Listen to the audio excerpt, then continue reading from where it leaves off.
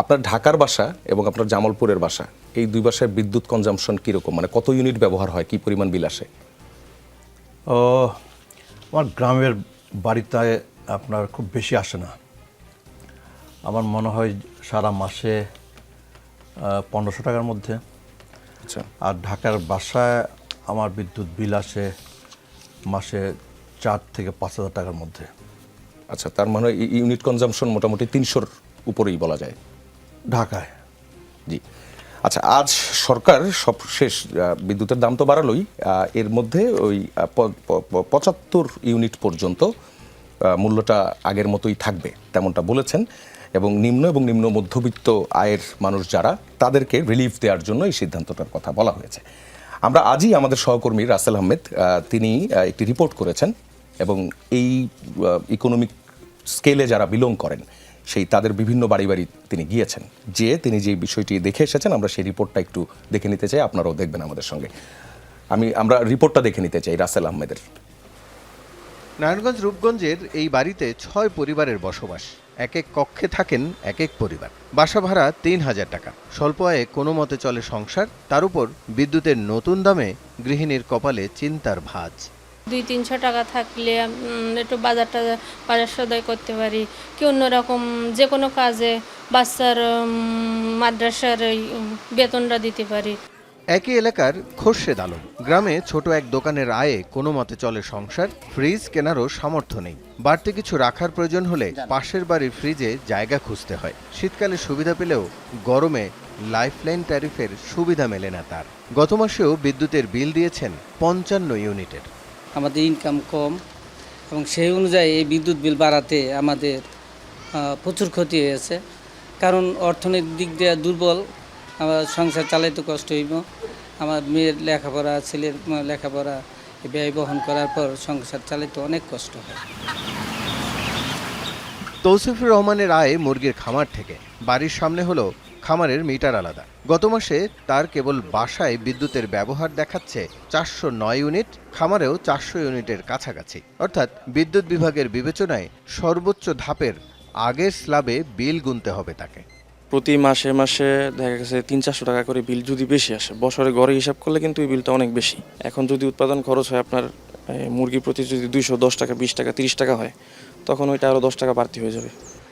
রাজধানীর নিম্নয়ের মানুষেরা যেসব বাসায় ভাড়া থাকেন তার বেশিরভাগেরই আলাদা মিটার নেই, ফলে গুনতে হচ্ছে বাড়তি দর। আবার মূল্যস্ফীতির চাপে পিষ্ট মধ্যবিত্ত ভোক্তারাও অতিষ্ঠ নতুন দামের খরগ নিয়ে। ওইরকম ব্যবসা বাণিজ্যের কোনো ইয়া নাই। এর মধ্যে যদি কারেন্ট বিল এরকম আসে, তার মধ্যে আবারও যদি সরকার কারেন্ট বিল এইভাবে বাড়ায়, তাহলে আমরা কীভাবে করবো? আমরা তো হিমশিম খেয়ে যাবো। একটা ফ্যান, একটা বাতি 100 ইউনিট চলে যায়, আমার দোকান থেকে এসি নাই। বিশেষজ্ঞরা বলছেন, সিস্টেম লস কমিয়ে বিদ্যুৎ বিল না বাড়ানোর ঘোষণা ছিল সরকারের। সেদিকে নজর না দিয়ে সরাসরি ভোক্তার ঘাড়ে উৎপাদন খরচ চাপানো অন্যায়। পাশাপাশি স্ল্যাব পুনর্বিবেচনার আহ্বান এই জ্বালানি বিশেষজ্ঞের।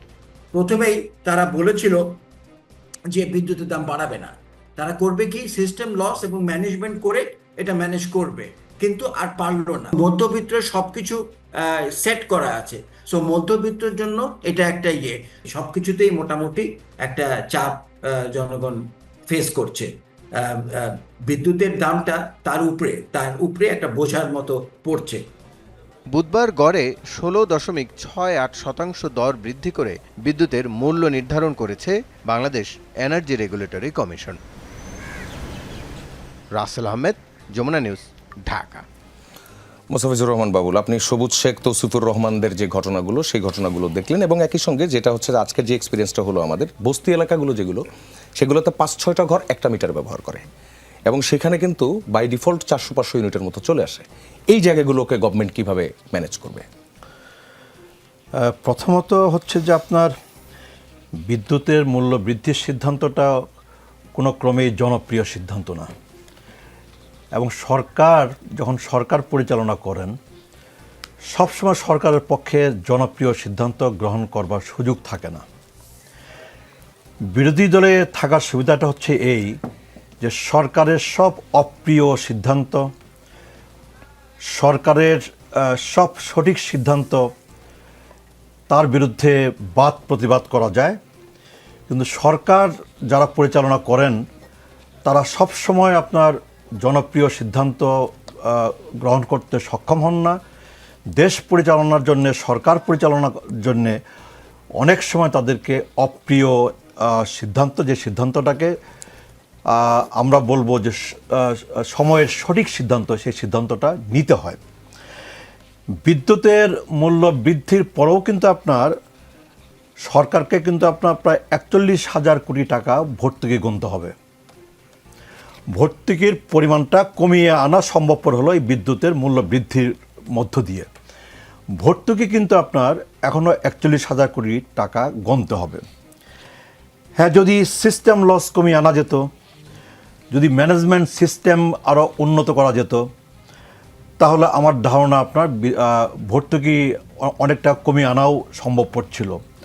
কিন্তু সর্বশেষ যে জ্বালানি ব্যবস্থার মধ্যে আমরা আছি, সর্বশেষ যে আন্তর্জাতিক পরিস্থিতির মধ্যে আমরা আছি, সর্বশেষ যে আঞ্চলিক পরিস্থিতির মধ্যে আছি, এই পরিস্থিতিতে জ্বালানি তেলের অব্যাহত মূল্য বৃদ্ধির পরিস্থিতির মধ্যে বিদ্যুতের মূল্য না বাড়াবার কোনো সুযোগ সরকারের ছিল বলে আমি মনে করি না।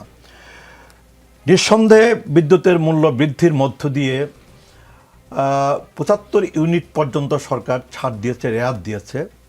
কিন্তু বাদ বাকি যারা আছে বিদ্যুতের আপনার ভোক্তা, তারা আপনার তাদের বাড়তি আপনার বিদ্যুতের মূল্য গুনতে হবে এবং তাদের জীবনযাপনে তার একটা প্রভাব পড়বে, এটা অস্বীকার করার কোনো জো নাই। এবং বিদ্যুতের মূল্য বৃদ্ধির সাথে সাথে আমাদের পরিবহন সেক্টর থেকে শুরু করে, আমাদের উৎপাদন খরচ থেকে শুরু করে আপনার সকল সেক্টরে তার একটা আপনার প্রভাব পড়বে এবং এই প্রভাবটাও আমাদের জীবনকে আপনার স্পর্শ করবে আর কি। তো এখন হচ্ছে এই যে আপনার বাংলাদেশে ধরুন আমি গ্রামে বসবাস করি, আপনি শুরুতেই বলেছেন, আপনার এখন পর্যন্ত কিন্তু আপনার নিরবিচ্ছিন্ন বিদ্যুৎ সরবরাহ কিন্তু সারা বাংলাদেশে নিশ্চিত করা যায়নি। এই গরমে কিন্তু আপনার লোডশেডিং আছে।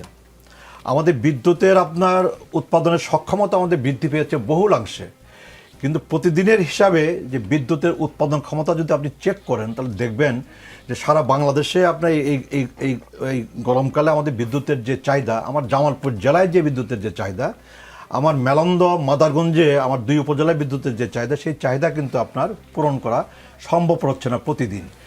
সে কারণে আপনার গ্রামের মানুষ কি চায়, আপনার শহরের মানুষ কি চায়, মফস্বলের মানুষ কি চায়, তারা চায় নিরবিচ্ছিন্ন বিদ্যুৎ তারা চায়।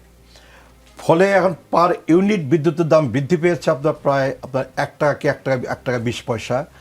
আমার মনে হয় তার চেয়েও বেশি জরুরি বাংলাদেশের মানুষের কাছে যে বিদ্যুৎটা যেন আমি পাই, আমি যেন বিদ্যুৎ সংকট যেন আমাকে কষ্ট না দেয়। আমার মিল কল কারখানা আপনার চালু রাখার জন্য আমার বিদ্যুৎ দরকার, আমার আপনার বাসা বাড়িতে আমার বিদ্যুৎ দরকার। ফলে আপনার সারা বাংলাদেশের মানুষ, সেটা গ্রামের মানুষ হোক আর শহরের মানুষ হোক, তারা আপনার নিরবিচ্ছিন্ন বিদ্যুৎ সরবরাহটা নিশ্চিত তারা দেখতে চায়। এবং সেই ক্ষেত্রে বিদ্যুতের এই মূল্য বৃদ্ধি এই সময়টাতে যদি সরকারের তরফ থেকে আপনার লোডশেডিং যদি শূন্যের কোঠায় নামিয়ে আনা যায়, যদি সরকারের তরফ থেকে আপনার বিদ্যুতের কষ্টটা, বিদ্যুৎ না দেওয়ার কষ্টটা যদি লাঘব করা যায় এবং গ্রামে গঞ্জে আপনার বিদ্যুৎটা যদি নিরবিচ্ছিন্নভাবে পৌঁছে দেওয়া যায়, আমার মনে হয় যে আপনার ধরেন যে আপনার ওই যে ব্যবসায়ী যে এই বাড়তি টাকাটা মানুষের গায়ে লাগবে না বলছেন? রাইট, লাগবে। আপনার যেই ব্যবসায়ী আপনার ওনার বাসায় আপনার 400 ইউনিট উনি ব্যবহার করেন, ওনার ফার্মে উনি ব্যবহার করেন 400+ ইউনিট, উনি নিজেই বললেন 400 আপনার 800 ইউনিটের জন্য ওনাকে বাড়তি আপনার ব্যয় আপনার বহন করতে হবে প্রায় 800 টাকা কি 1000 টাকা।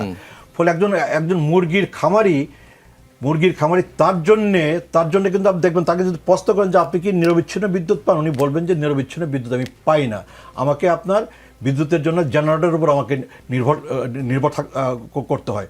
সেই ক্ষেত্রে যদি আপনার এই মূল্যবৃদ্ধির পাশাপাশি যদি সরকারের তরফ থেকে আপনার সারা বাংলাদেশে আপনার বিদ্যুৎটাকে নিরবিচ্ছিন্নভাবে পৌঁছে দেওয়া যায় এবং লোডশেডিংয়ের এই কষ্ট থেকে যদি মানুষকে আপনার পরিত্রাণ দেওয়া যায়, আমার মনে হয় যে আপাতত বিদ্যুতের মূল্য বৃদ্ধির কারণে আপাতত মানুষের জীবনে যতটুকু আপনার নেতিবাচক প্রভাব পড়বে, আমার মনে হয় সেই প্রভাবটা খুব দ্রুতই মানুষ আপনার কাটিয়ে উঠতে সক্ষম হবে। এবং আপনার এটা তো ঠিক, একটা সরকার পরিচালনা করতে গেলে আপনাকে কখনো কখনো তো কিছু আপনার না, এই অজনপ্রিয় সিদ্ধান্তের কথা মন্ত্রী কিন্তু আবার সংসদেও বলেছিলেন যে সামনে আমাদেরকে কিছু অজনপ্রিয় সিদ্ধান্ত নিতে হবে, এটাও তিনি বলেছেন। আচ্ছা, একটা বিষয় আপনি বলছেন ভর্তুকি কমানোর যে উপায় সেই উপায় হিসেবে বিদ্যুতের দাম বাড়ানোর বিষয়টি, কিন্তু যেমন দেখেন কোম্পানি পরিচালনার নামে বিদ্যুৎ বিভাগের কর্মকর্তাদের যে বিলাসী জীবন, এটা এরই মধ্যে আপনারা সরকারে এসে কিন্তু জিনিসটা এর মধ্যে আপনারা দেখেছেনও, তাদের বিভিন্ন সুযোগ সুবিধা একদম আলাদা করে দেওয়া হয়, সিস্টেম লস, ক্যাপাসিটি চার্জ, এগুলো নিয়ে ব্যবস্থা না নিয়ে আগের সরকারের মতো কেবল গ্রাহকের ওপর দাম বাড়িয়ে দেওয়া এবং লোডশেডিং হবে না, এই যে একটা সান্ত্বনা, এরকমই কিছু হচ্ছে না। বাংলাদেশে আপনার বর্তমান সরকার কিন্তু একটা ভঙ্গুর অর্থনীতি নিয়ে তার যাত্রা শুরু করেছে এবং আমাদের বিদ্যুৎ ব্যবস্থায় কিন্তু একটা অরাজক পরিস্থিতির মধ্যে কিন্তু আমরা আছি। আমাদের আপনার কুইক রেন্টালের নামে যে আপনার লুটপাট হয়েছে বাংলাদেশে বিগত বছরগুলোতে, সেটাও কিন্তু আমাদের জানার মধ্যে আছে, আমরা ভুলে যাই নাই। আপনি যেটা বলেছেন যে আমাদের বিদ্যুৎ বিভাগের অনেক কর্মকর্তা কর্মচারী তারা বিলাসী জীবন যাপন করে, কেবল বিদ্যুৎ বিভাগ না, আমাদের রাষ্ট্রের এমন কোন বিভাগ আছে যে বিভাগের কর্মকর্তা কর্মচারীরা আপনার এদের একটা বড় অংশ বিলাসী জীবনযাপন করে না, লুটপাটের সাথে জড়িত না, দুর্নীতির সাথে জড়িত না, একটা বড় অংশই অনেকে আছেন তারা তারা দুর্নীতিমুক্ত আপনার নিজেরা থাকতে চেষ্টা করেন এবং সাধারণ জীবনযাপন অনেকেই আপনার করেন, কিন্তু একটা বড় অংশই আমাদের রাষ্ট্রের সকল সেক্টরে একটা বড় অংশই তারা দুর্নীতিতে জড়িয়ে পড়েছেন এবং তারা দুর্নীতিগ্রস্ত এবং তারা এই দুর্নীতির টাকায় তারা বিলাসী জীবনযাপন দেশে এবং বিদেশে তারা করেন। ফলে আমাদের সরকারের তো একটা বড় প্রতিশ্রুতি, বড় অঙ্গীকার ছিল যে বাংলাদেশটাকে আমরা দুর্নীতিমুক্ত করতে চাই, বাংলাদেশের মানুষকে আমরা দুর্নীতির হাত থেকে মুক্তি দিতে চাই।